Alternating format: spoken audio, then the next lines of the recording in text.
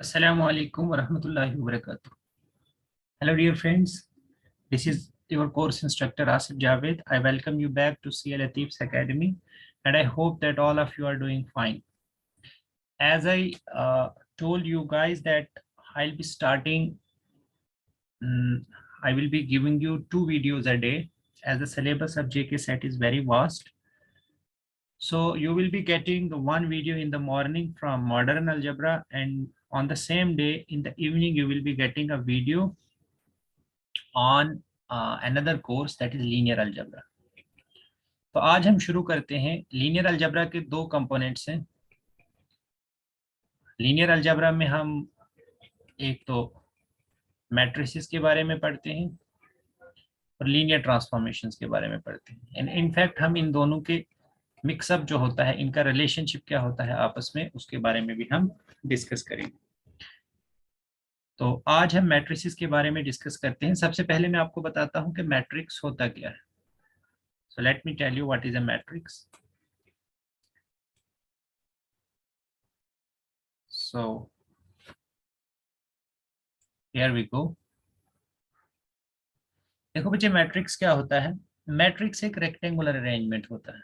This is a rectangular arrangement. This is a rectangular arrangement of objects. So matrix क्या है? It is a rectangular अरे कहिए आप इसको, या अरेंजमेंट कहिए, ऑफ ऑब्जेक्ट्स. अब ऑब्जेक्ट्स में क्या आ सकते हैं? इसमें नंबर्स भी आ सकते हैं, इसमें फंक्शंस भी आ सकते हैं, एटसेट्रा. जो भी चीज आप इसमें डालना चाहते हो, ठीक है. इट इज अ रेक्टेंगुलर अरे and arrangement of arrangement of objects in the form of rows and column. In the form of rows and columns. Clear है?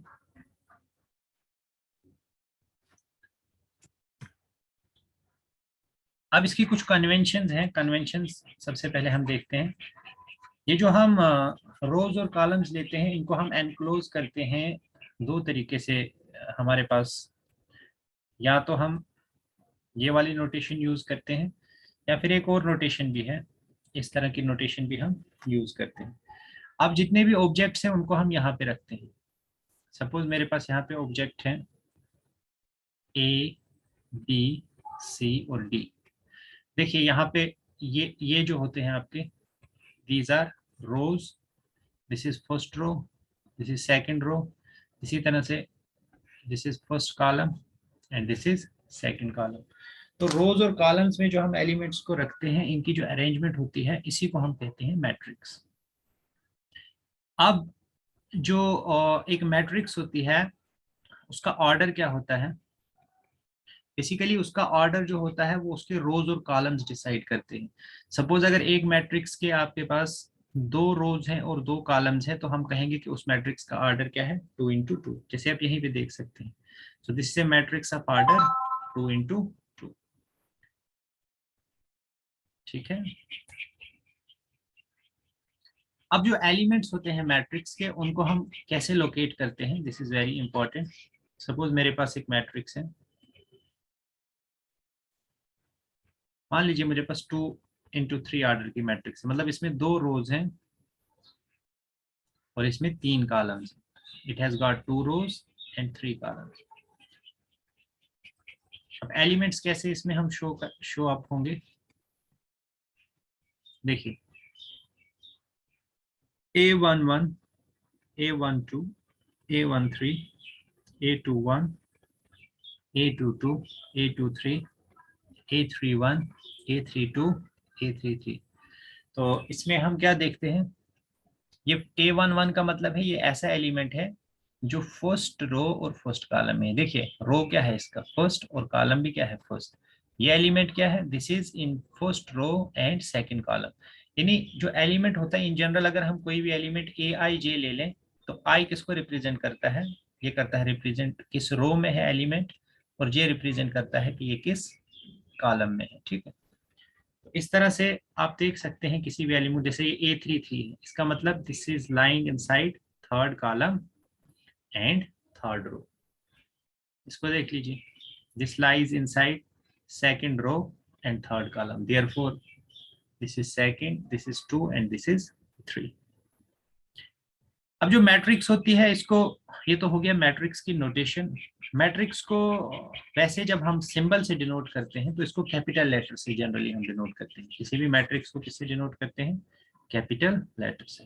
जैसे हम ए से डिनोट कर सकते हैं, बी से डिनोट कर सकते हैं, सी से डिनोट कर सकते हैं, डी से डिनोट कर सकते हैं, ई से डिनोट कर सकते हैं, किसी से भी, एक्स से डिनोट कर सकते हैं, वाई से, जेड से।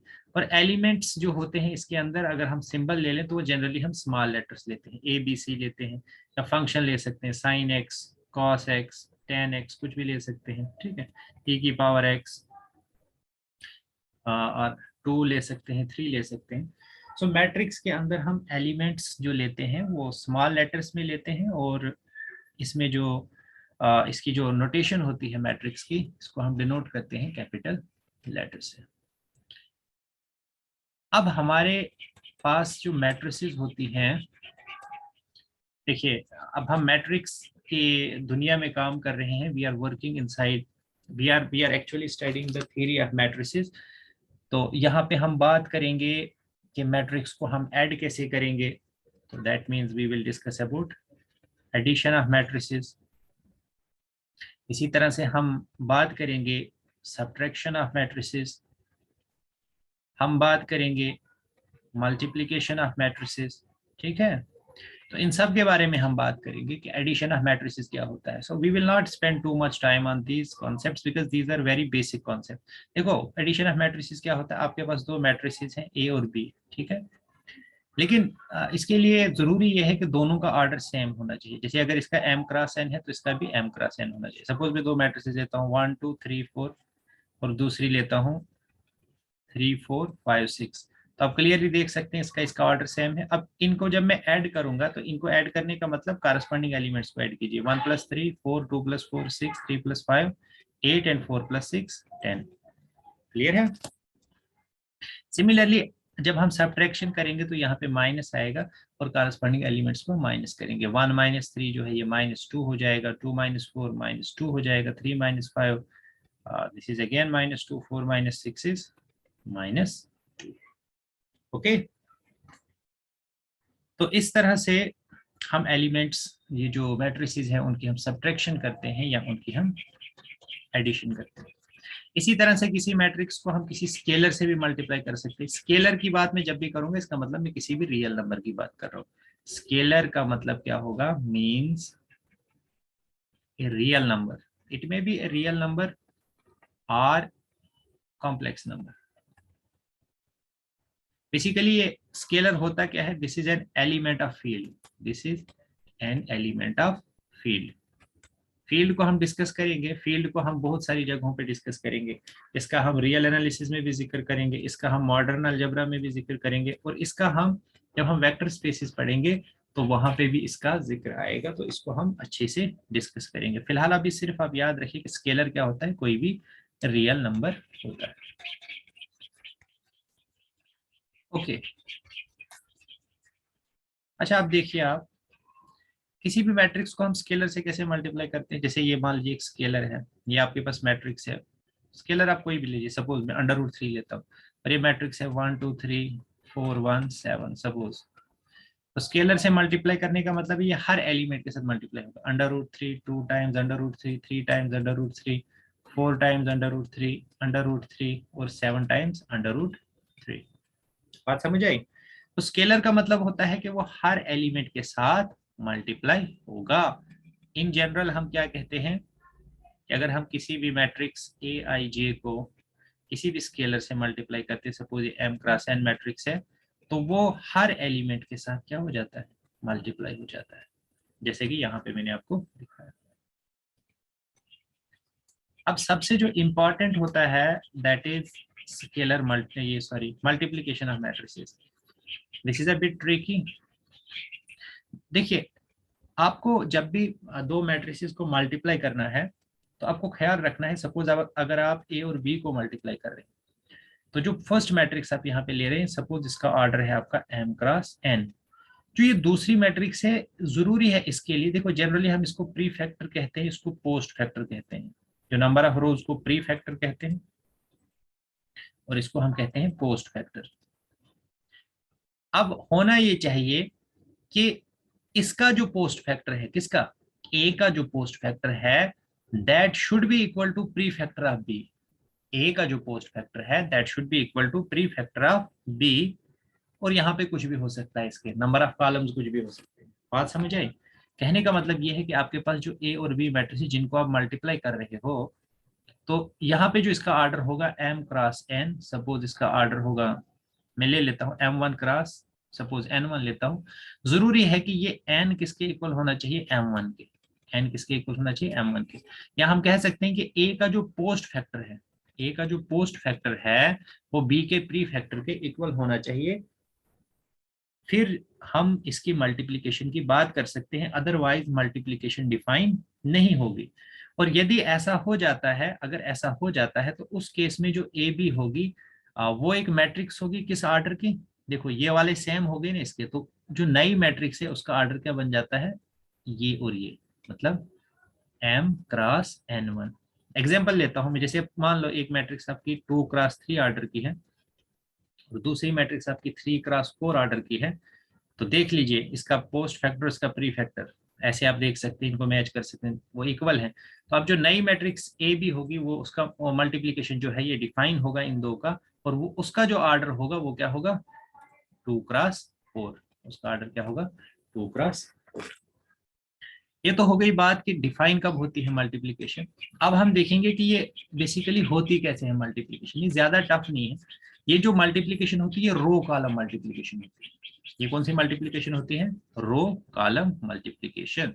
एग्जांपल लेते हैं हम, सिंपल एग्जांपल लेते हैं, सपोज 2 3 4 1। ये मैं ए लेता हूं और दूसरी लेता हूं मैं, सपोज लेट मी टेक 1 2 3 4 1 7। सबसे पहले देखिए,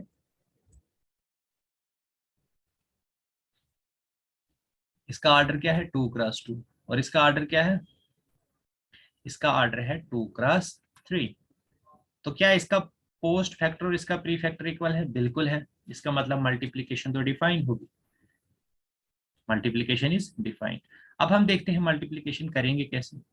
2 3 4 1 को मल्टीप्लाई करना है किसके साथ, 1 2 3 4 1 7। देखो बच्चों, जो नई मैट्रिक्स बनेगी ना आपकी, जो प्रोडक्ट करके जो आपके पास मैट्रिक्स आएगी वो कैसे आएगी, आपने इसका रो लेना है और इसका कॉलम, रो को किसके साथ करना है मल्टीप्लाई, कारस्पॉन्डिंग कॉलम के साथ, तो आपको इसका एलिमेंट मिलेगा। लेकिन करना कैसे है, मान लो आप फर्स्ट रो और फर्स्ट कॉलम ले रहे हैं, तो फर्स्ट रो के फर्स्ट एलिमेंट को फर्स्ट कॉलम के फर्स्ट एलिमेंट के साथ मल्टीप्लाई कीजिए, क्या आ गया 2। फिर फर्स्ट रो के फर्स्ट एलिमेंट को फर्स्ट रो के सेकंड एलिमेंट को फर्स्ट कॉलम के सेकंड एलिमेंट के साथ मल्टीप्लाई कीजिए, कितना आ गया 12, और इसको प्लस कर दीजिए, तो 2 + 12। तो ये जो आपकी नई मैट्रिक्स होगी उसका पहला एलिमेंट क्या बनेगा। आपने किस तरह से एलिमेंट्स का याद रखना है, बेसिकली रो कॉलम मल्टीप्लीकेशन होती है हमेशा, पहले का रो दूसरे का कॉलम। अब अगर आपको कौन सा एलिमेंट चाहिए, A11 चाहिए, इसका मतलब हमेशा रो कॉलम ही होगा। इसका मतलब यहाँ पे फर्स्ट रो को किसके साथ करना है, फर्स्ट कॉलम के साथ। जब आपको A12 चाहिए, इसका मतलब फर्स्ट रो को किसके साथ करना है, सेकंड कॉलम के साथ। अगर आपको A23 चाहिए, इसका मतलब क्या है, इसका मतलब सेकंड रो को आपने करना है थर्ड कॉलम के साथ। सिमिलरली देखिए, ये 2 + 12 हो गया, ये मिल गया आपको कौन सा, A11, क्योंकि इसमें फर्स्ट रो को आपने किसके साथ किया, फर्स्ट कॉलम के साथ। अब फर्स्ट रो को किसके साथ कीजिए, सेकंड कॉलम के साथ, तो कौन सा मिलेगा, A12। देखो 2 2 जार, मैं थोड़ा सा इसको रब करता हूँ।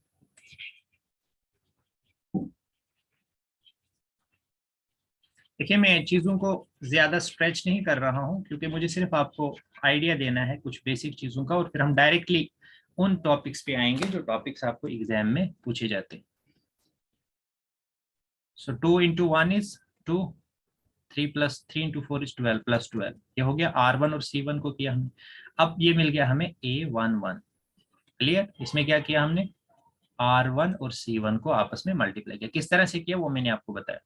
अब आपको A12 चाहिए, तो A12 में क्या करना है, आपको R1 को C2 के साथ करना है, मतलब R1 को C2 के साथ, 2 × 2 4 प्लस 3 इंटू 1 3, तो ये मिल गया आपको A12। अब A13 के लिए इसको इसके साथ करना है, 2 3 जार 6 और 3 7 जार 21।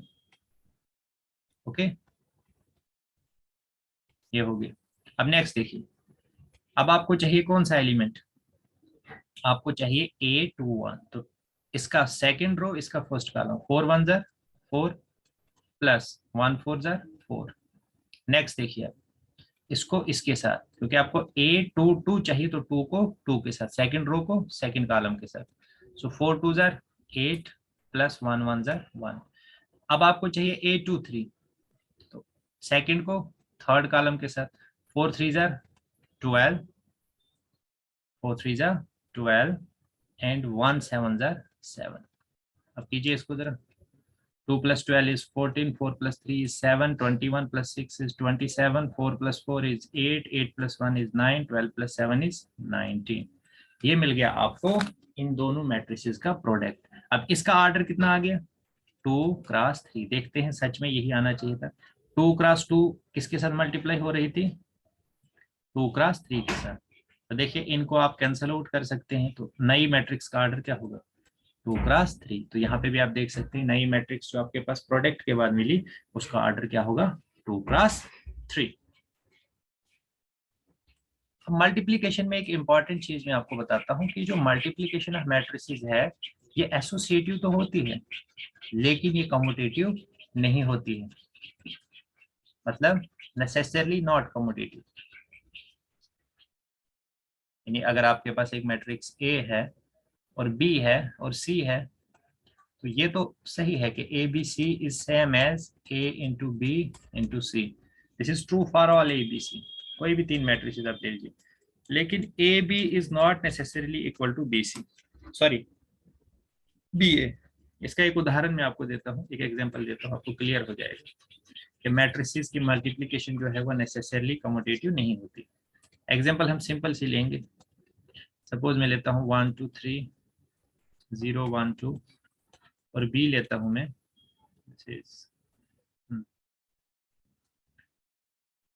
1 2 2 1 3 1। ठीक है, इसका ऑर्डर क्या है, इसका ऑर्डर है 2 क्रॉस 3 और इसका ऑर्डर क्या है 3 क्रॉस 2। तो देखिए 3 और 3 मैच कर गया, और इसका पोस्ट फैक्टर इसका प्री फैक्टर, इसका मतलब इनको हम मल्टीप्लाई कर सकते हैं। सबसे पहले हम ए बी ढूंढते हैं। ए बी के लिए क्या होगा, सबसे पहले ये इसके साथ, फिर ये इसके साथ, फिर क्या होगा, फिर ये इसके साथ और ये इसके साथ। तो जो नई मैट्रिक्स मिलेगी हमें वो 2 क्रॉस 2 की मिलेगी।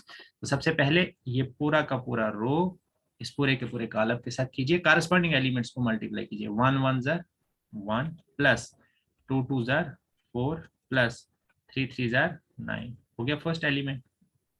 अब आप कीजिए नेक्स्ट, अब इसको किसके साथ कीजिए, इसके साथ। 1 2 जार 2, 2 1 जार 2, 3 1 जार 3, हो गया इसका काम। अब इसको इसके साथ कीजिए, रो का 0 1 जार 0, 1 2 जार 2 और 2 3 जार 6। फिर इसको इसके साथ कीजिए, 0 2 jar 0, 1 1 jar 1, 2 1 jar 2।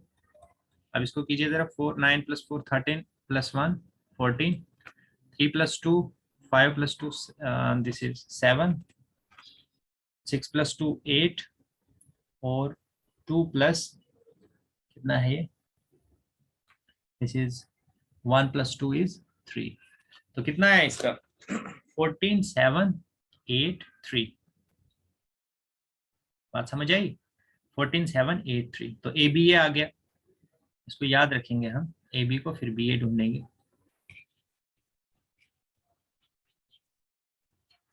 So A B आ गया हमारे पास, दिस इज 14 7 8 3।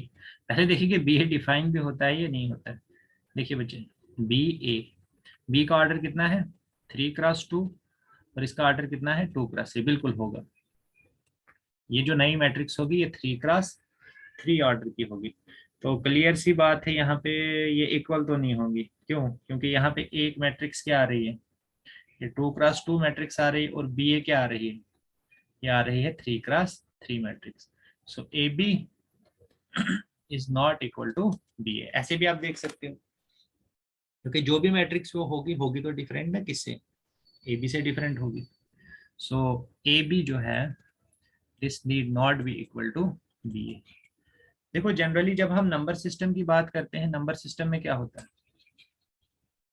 नंबर सिस्टम में क्या होता है, नंबर सिस्टम में हम देखते हैं कि 2 into 3 is same as 3 into 2, यानी वहां पे कम्यूटेटिविटी होल्ड करती है। लेकिन फंक्शंस में भी जब हम देखते हैं वहां पे भी ये चीज जरूरी नहीं है कि f compose g is not necessarily equal to g compose f. इसी तरह से मैट्रिसेस में भी जरूरी नहीं है कि ए बी जो है this is necessarily not equal to B A. ये कुछ अहम चीजें हैं जो आपको पता होनी चाहिए। अब हम मैट्रिसेस के बारे में थोड़ा सा और डिस्कस करते हैं कि टाइप्स ऑफ मैट्रिसेस, किस किस तरह की मैट्रिसेस हमारे पास होती हैं। So next we will discuss that.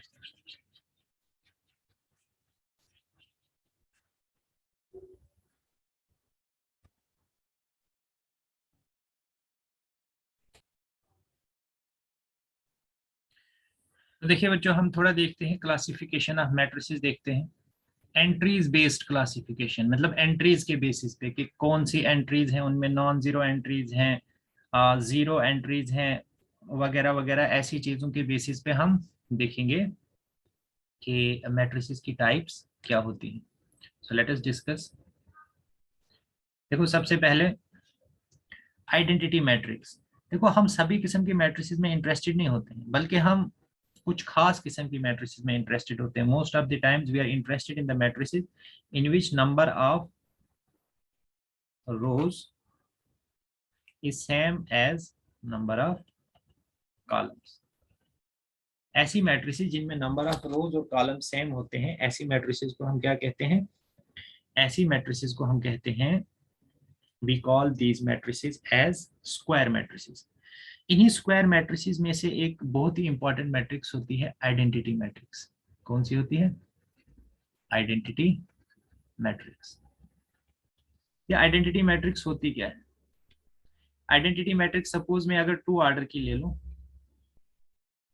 इसमें 2 रोज होंगे 2 कॉलम, तो ऐसी आइडेंटिटी मैट्रिक्स क्या होती है जिसके आपके जो डायगोनल एलिमेंट्स होते हैं वो 1 होते हैं, whose all diagonal elements are 1 and whose all non-diagonal elements are 0।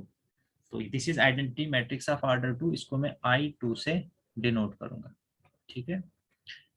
इसी तरह से अगर आइडेंटिटी मैट्रिक्स ऑफ ऑर्डर 3 होगी, वो इस तरह की होगी 0 1 0 0 0 1, इस तरह की होगी। Similarly we can talk about higher order identity matrix. Simple क्या होता है आइडेंटिटी मैट्रिक्स? आइडेंटिटी मैट्रिक्स एक ऐसी मैट्रिक्स होती है जिसके सब के सब डायगोनल एलिमेंट्स क्या होते हैं? 1 होते हैं, और नॉन डायगोनल एलिमेंट सब के सब 0 होते हैं। अच्छा नेक्स्ट देखते हैं हम। नेक्स्ट है ट्राइंगुलर मैट्रिक्स। देखिए ट्राइंगुलर मैट्रिक्स क्या होता है, एक होता है अपर ट्राइंगुलर, एक होता है लोअर ट्राइंगुलर। क्या मतलब है इसका? देखिए ये आपका डायगोनल है, ये आपका क्या है? डायगोनल है। डायगोनल एलिमेंट्स की खासियत क्या होती है? इनमें नंबर ऑफ रो और नंबर ऑफ कॉलम बराबर होता है, I is equal to J। अब देखेंगे यहाँ पे कौन से एलिमेंट्स होते हैं, A1 1 A2 2, सपोज अगर 3x3 मैट्रिक्स लेते A3 3, ठीक है। जो अपर ट्राइंगुलर मैट्रिक्स होती है, इसका मतलब वो कहाँ पे सिर्फ सर्वाइव कर रही है, अपर पोर्शन में। यानी अगर उसके कोई नॉन जीरो एलिमेंट्स हैं तो वो कहाँ पे होंगे? वो होंगे डायगोनल से ऊपर वाले। यानी कहने का मतलब ये है कि डायगोनल से नीचे वाले जितने भी एलिमेंट्स होंगे वो सब के सब क्या होंगे? 0।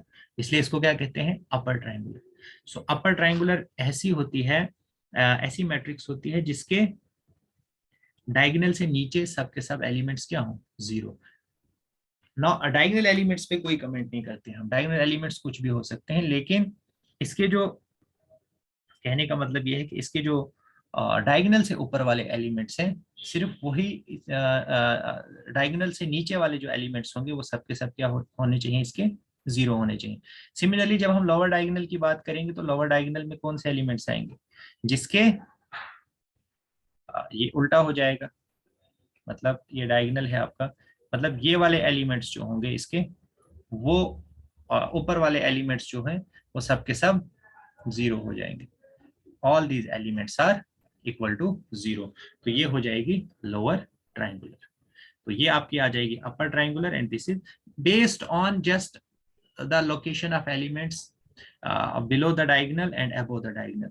अगर above the diagonal elements आपके 0 हो जाएं तो वो lower triangular हो जाएगी, और अगर below the diagonal आपके elements 0 हो जाएंगे तो वो upper triangular हो जाएगी. ठीक है, बस इस बेसिस पे आपने देखना है इनको कि जीरोस कहाँ पे आ रहे हैं. अगर जीरोस नीचे आ रहे हैं तो अपर ट्रायंगुलर, अगर जीरोस ऊपर आ रहे हैं तो वो लोअर ट्रायंगुलर हो जाएगी.